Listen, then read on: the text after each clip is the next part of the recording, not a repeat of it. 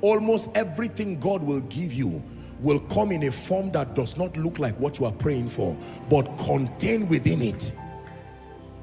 Are we together? Yes. Oh God, give me wisdom. Then God gives you a good friend. And you are saying, but where is the wisdom? He embodied wisdom in one good friend and brought the person to you. You can push the friend away in search for wisdom, and heaven will be crying and say, you just lost wisdom of 10 years by driving Abraham away. Lot, I answered your prayer for increase by bringing Abraham. You pushed Abraham and went to Sodom and Gomorrah. Now your life begins to go down. Who is learning? Most believers do not have the discernment to understand how greatness and how increase occurs. I've seen a number of our people involved in poultry and involved in farming. We have a number of people here who are actively involved, and sometimes you'll be amazed to see when the little chicks hatch, you are watching the mothers that will have their own eggs too. Am I right on that? But at that point, day-old chicks. They don't matter. You ignore those tiny chicks and they die, and you don't have tomorrow again. There are many families who say, Lord, wipe our tears. And the answer is in the pregnancy of the woman. As that child arrives, God says, whatever you do with that child is your 30 years at a risk, or your 30 years as a blessing. And the woman throws away the child, the husband throws away the child. What are they looking for? Money, favor from government, politicians, and they throw the child that was sent as an answer. And guess what? Another person begins to train the child in the way of the Chaldeans, a way that is inconsistent with the blueprint of the covenant. And then that child who is supposed to be a blessing, by age 12 becomes an armed robber. And they go back and say, God, this was not my bargain. He said, well, you wasted your seeds. You asked me for greatness. I answered you in a child. Spiritual things never come in the form that looks like them when they arrive. You will need the eye of the Spirit to see. Are we together now? How will the Magi come to bow before a baby? They were not looking at a baby. We cried and cried and cried in our sin and ignorance. We could not help ourselves. And God said, you know what? The Messiah is coming. And all the people kept looking at the signs. They were waiting for a mighty man to come, to open the heavens and arrive with chariots. And while they were looking in Bethlehem of Judea, the answer had come in a little child. And while the whole world was hoping for a warrior who will defeat Caesar and Herod, only the Magi saw the star. They said, something has been answered upon the earth. Let's go and find out. Only God knows how the angels rejoiced when you were born. Only God knows what answer arrived on your birthday, that we are calling Joseph, that we are calling Mary. We call you Mary, God calls you an answer. We call you Mary, God calls you a prophecy. Are we together now? That there was a major problem with consecration, a major problem with power, a major problem with wisdom, with technological advancement. And while men prayed, God answered it in a man. He came to his own, and his own received him not, because they were discerning in the flesh. Let me tell you this. I'm digressing for a while. If many families understand this, they will stop the prayer they are praying, because the prayers were answered the day certain children were born. That prayer you see, God help us, take our family out of shame. God said, I have heard it. I have heard it. He answered it by bringing certain people. But because we do not have the eyes to see, we are still praying that prayer till today. For someone, you said, Father, reveal the next level of my life, and God manipulated your NYSC to make sure you came to Abuja. You walked it and walked it and walked it, you still arrived here. You know why? Because that is the answer to the prayer. There is something you will only find in the place of divine placement.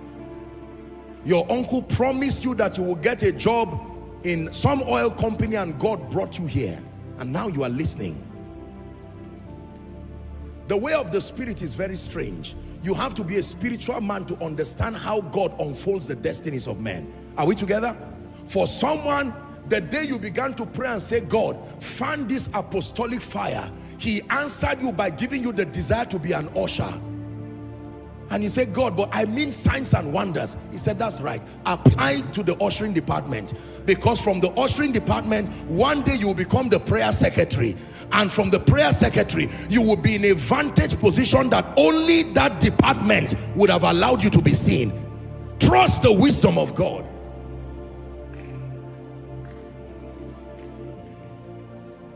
The law of increase. Most believers are holding the seeds that are the answers to their prayers, but they do not understand how spiritual things work. There are many jars with oil in our homes while we are in debt, while we are crying, asking God to bring us increase. We're on a serious journey tonight. Let's see how far God will help us. Almost everything comes in seed form. When I learned this about God and the economy of heaven, every time I'm praying or I sense in my spirit that it's a new season. And by the way, I have taught you in this house, let me teach it for the sake of those who have not known. There are 3 or 4 things that characterize a new season.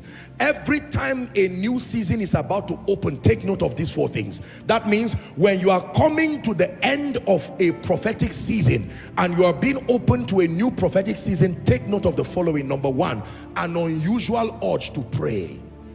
An unusual urge to pray. I'm not talking of praying in group.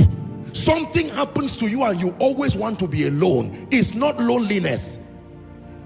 It's not, you are not frustrated. It's that there is a business only you and God can do that cannot be done in the corporate gathering. Take note of that. Some of you, I'm just describing your season right now because you are coming to the end of a season. You are among people, but whenever you are among people, something in you wants to be alone. Is because you are ending a prophetic season. It's a sign your spirit man has picked the signal, but it's just that your mind is unfruitful. You wake up in the night and you can't sleep again. Even if it's to go and ease yourself, that sleep is gone. It's not a medical condition, I'm telling you. I know there are medical conditions, but this one is God announcing to you, be discerning, you are about to enter a kairos season of your life. An unusual urge to pray. Number 2, an unusual urge for sacrificial giving. No matter how greedy you are, if you are entering a prophetic season, God will plant an unusual urge. Nothing becomes too much to give. It's almost like you're a madman. Sometimes you will have to give in silence, because if people understand the sacrifice you have made, they will insult you. I'm interpreting seasons for someone. Number 3, unusual demonic attacks on you. Unusual attacks. Everybody, your husband suddenly starts creating problems that should not be there. Your wife, everything begins to annoy them or annoy you. Children giving you problems.